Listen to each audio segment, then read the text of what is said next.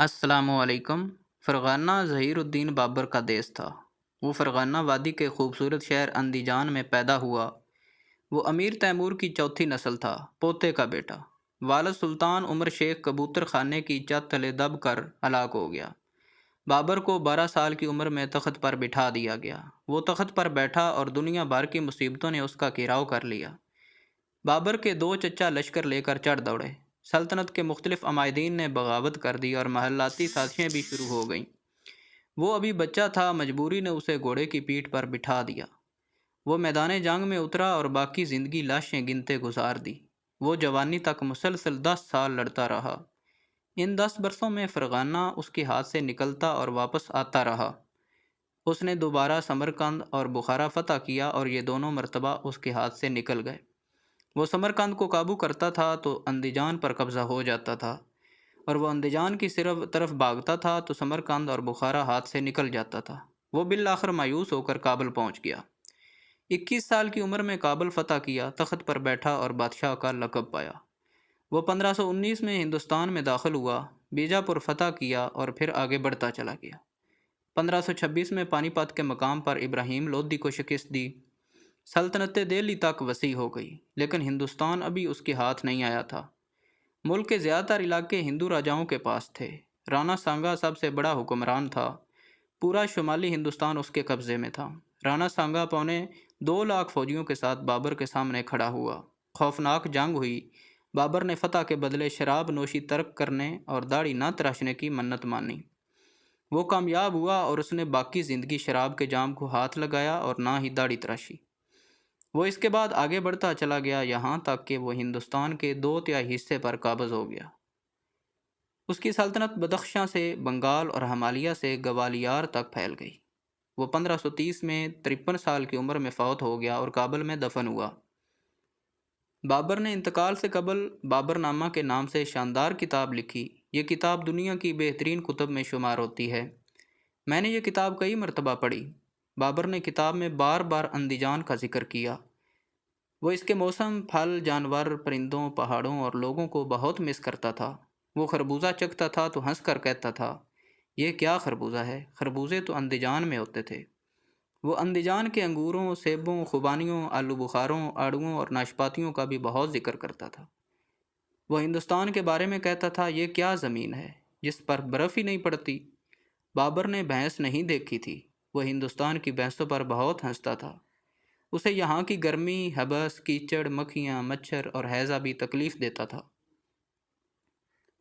وہ ہندوستان کو پسند نہیں کرتا تھا، لیکن وہ یہ بھی جانتا تھا کہ ہندوستان اب اس اور اس کی آل اولاد کا وطن ہے۔ چنانچہ اس نے ہندوستان میں چھوٹا سا ازبکستان آباد کر دیا، سینٹرل ایشیا کے معمار بلائے اور ہندوستان میں شاندار محلات، باغات اور مساجد بنوا دیں۔ یہ عمارتیں آج بھی قائم ہیں اور یہ تاریخ کے حافظے سے ظہیر الدین بابر کو محو نہیں ہونے دے رہی۔ میں بابر کا فین ہوں۔ میں جب بھی ازبکستان گیا، فرغانہ اور اندیجان میری فہرست میں شامل تھے، لیکن بدقسمتی سے فرغانہ ہر بار پیچھے رہ گیا۔ میری یہ خواہش 4 دسمبر کو پوری ہو گئی۔ ازبکستان میں 4 دسمبر کو صدارتی الیکشن تھے۔ ازبک حکومت نے مجھے انٹرنیشنل آبزرور کی حیثیت سے الیکشن کا عمل دیکھنے کی دعوت دی۔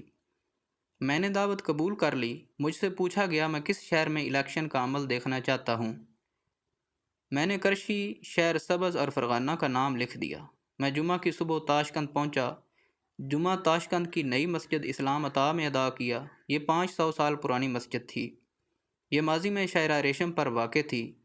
اسلام کریموف کی صاحبزادی نے پرانی کی جگہ نئی مسجد بنوا دی۔ یہ مسجد اسلام کریموف کے انتقال کے بعد ان کے نام سے منسوب کر دی گئی۔ مسجد انتہائی خوبصورت اور سہولتوں سے آراستہ ہے۔ دیواروں پر سونے سے آیات تحریر ہیں، گنبد دل آویز اور دروازے شاندار ہیں۔ تاشقند میں الائی بازار اور سمرقند دروازہ 2 نئے ایڈیشن ہیں۔ الائی بازار بھی قدیم مارکیٹ تھی۔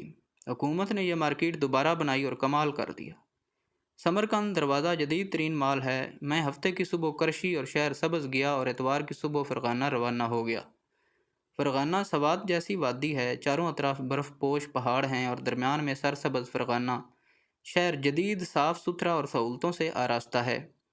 یہ شہر 19ویں صدی میں روسیوں نے آباد کیا۔ یہ جگہ اس سے قبل صرف وادی تھی۔ روسیوں نے زار کے دور میں 1868 میں فرغانہ پر قبضہ کیا، نیا شہر آباد کیا، فوجی چھاؤنی بنائی، یہاں سے سینٹرل ایشیا پر یلغار شروع کر دی۔ شہر میں آج بھی روسی ساختہ عمارتیں، بیرکیں اور سڑکیں موجود ہیں۔ فرغانہ کا اوپر ہاؤس قابل دید ہے۔ یہ عمارت فیکٹری تھی۔ اسلام کریموف نے فیکٹری شہر سے باہر شفٹ کی اور یہاں یورپی اسٹائل کا اوپر ہاؤس بنا دیا۔ ہم فرغانہ سے کوکند روانہ ہوئے۔ کوکند کبھی اس پورے علاقے کا دارالحکومت تھا۔ کوکند کی ریاست قرغیزستان، تاجکستان اور فرغانہ سے لے کر سمرقند اور بخارا تک پھیلی تھی۔ بابر نے بھی اپنی کتاب میں اس شہر کا ذکر کیا تھا۔ یہ شہر تاجکستان کی سرحد پر واقع ہے۔ فرغانہ سے کوکند تک راستے میں دونوں طرف سیب، انگور، آڑو، خوبانیاں اور آلو بخارے کے میلوں لمبے باغات ہیں۔ یہ باغات پہاڑوں کی اترائیوں سے لے کر سڑکوں تک پھیلے تھے۔ سردی کی وجہ سے درختوں کے پتے جھڑ چکے تھے، لیکن باغات اس کے باوجود دل کو کھینچ رہے تھے۔ مجھے میزبانوں نے بتایا بہار اور گرمیاں فرغانہ کے بہترین موسم ہیں۔ اس وقت وادی کی شان ہی مختلف ہوتی ہے۔ راستے میں مرغلیان کا قصبہ آیا۔ بابر نے بھی اس قصبے کا ذکر کیا۔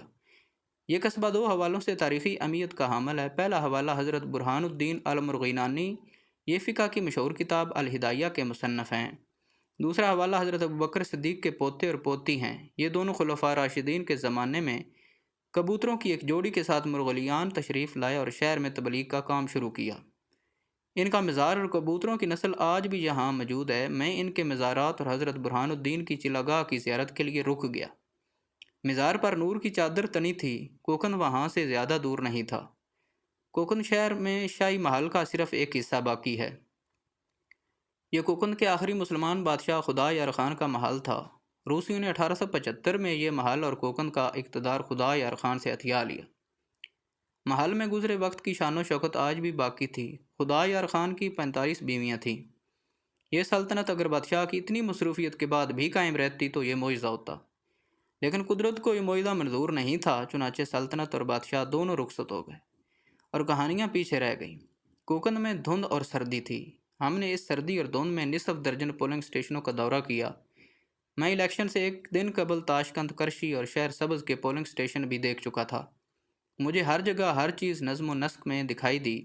کسی جگہ کسی قسم کی گڑبڑ یا افراتفری نہیں تھی۔ شہروں میں بینر، چاکنگ، جلسے اور جلوس نہیں تھے۔ 4 صدارتی امیدوار تھے۔ چاروں کے پوسٹر پولنگ اسٹیشنوں کی دیواروں پر چسپاں تھے۔ پولنگ اسٹیشنوں میں چاروں کے نمائندے بھی موجود تھے۔ ووٹرز آتے تھے، بیلٹ پیپر لیتے تھے، بوتھ کے اندر کھڑے ہو کر مہر لگاتے تھے اور اپنا ووٹ ہال کے درمیان میں پڑے باکس میں ڈال دیتے تھے۔ باکس ٹرانسپیرنٹ پلاسٹک کا بنا تھا، ووٹ صاف دکھائی دیتے تھے۔ میرا ذاتی خیال تھا ازبکستان کے وزیر اعظم اور قائم مقام صدر شوکت مرزئی یوئیف الیکشن جیت جائیں گے۔ میری آبزرویشن کی 2 وجوہات تھیں۔ یہ 20 سال اسلام کریموف کے ساتھ رہے، چنانچہ یہ امور سلطنت سے واقف تھے۔ دوسرا، عوام بھی وزیر اعظم کی حیثیت سے ان کی کارکردگی اور اپروچ سے مطمئن تھے۔ چنانچہ میرا خیال تھا یہ الیکشن جیت جائیں گے، اور میرا یہ خیال 2 دن بعد سچ ثابت ہوا۔ شوکت مرزی یوئیف 88.6% ووٹ حاصل کر کے ازبکستان کے نئے صدر منتخب ہو گئے۔ میں ٹرین کے ذریعے کوکند سے تاشقند واپس آیا۔ یہ ٹرین بھی انسانی معجزہ تھی۔ اسلام کریموف نے ٹرین یہاں تک پہنچانے کے لیے 100 کلومیٹر پہاڑ کاٹا، پٹڑی بچھائی اور کوکند اور تاشقند کو آپس میں جوڑ دیا۔ یہ معجزہ صرف 2 برس میں مکمل ہوا۔ مرحوم صدر ٹرین کے ذریعے کوکند جانا چاہتے تھے، لیکن موت نے انہیں اجازت نہ دی۔ آج سینکڑوں لوگ روزانہ اس ٹرین پر سفر کرتے ہیں اور اسلام کریموف کو دعائیں دیتے ہیں۔ ٹرین آرام دہ اور سبق حرام تھی۔ میرے دل سے بھی مرحوم صدر کے لیے دعا نکلی۔ اللہ تعالیٰ انہیں جوار رحمت میں جگہ دے۔ یہ میرا بابر کے دیش سے صرف تعارف تھا۔ میں بہت جلد دوبارہ فرغانہ جاؤں گا۔ تو امید ہے دوستو آپ کو یہ تحریر پسند آئی ہوگی۔ اگر یہ تحریر پسند آئی ہے تو میرے چینل کو سبسکرائب کریں۔ شکریہ۔